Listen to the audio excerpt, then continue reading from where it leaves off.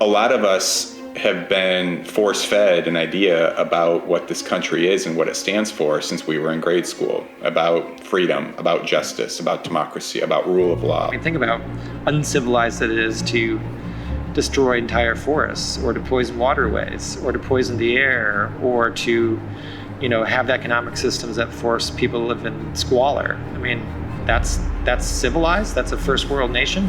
How much can we exploit? Not just from nature, but how much can we exploit from the people too? We have a system of law that basically privileges a small number of people at the expense of the majority. The existing system has really been devised to do the damage that it's been doing. That all ties in with wealth and privilege and ownership and the production of more. It's a big poker match that we've been playing. It will collapse. It is collapsing. The system isn't broke. The system's fixed. It's fixed to work this way. It's working perfectly for the people who put it in place. And we the people have to break it. And we have to create something new and better. It's no longer about saying that we should slow down the rate of harm or reduce the rate of harm. It's about saying we need to stop it. We just need to stop. They're called regulatory agencies for a reason. They regulate harm. The rules as they stand today have been really scripted for the economic powers.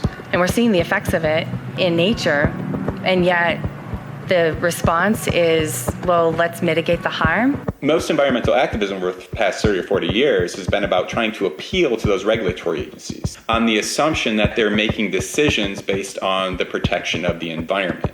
And what makes this work different is people have decided to ask themselves a very different question, which is, what do we need? What do we deserve? Having open conversations about what's happening and who is actually making decisions about the things that are happening where you live. And if it's not you, how is that going to change? We have to undo that structure and build a new structure in place, and one really based on rights. The rights of the community, the rights of people, the rights of nature. The Legal Defense Fund is an organization, and we work with communities to try to, make sure that they're the ones that determine the future of their community. So if there's needs within the community, then the community would come together, have a discussion around that, and draft laws and adopt them and enforce them. It's actually about people confronting their own conceptions of themselves and their own conceptions of the place where they live and the country that they live in. And that may mean stepping outside the box. It will mean stepping outside the box. I mean, when you talk about, let's say, banning fossil fuel extraction, if one community can stop that and then it moves to another community, the big picture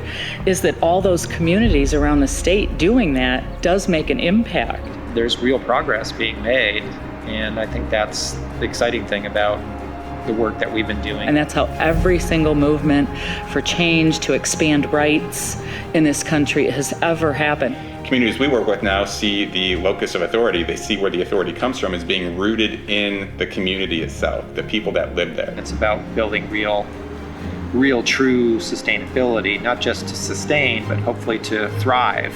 If they choose to exercise that power and they want to stand up and assert their rights, we will be here to accompany them on that journey and that path, and we will walk with them on that and stand with them and support them.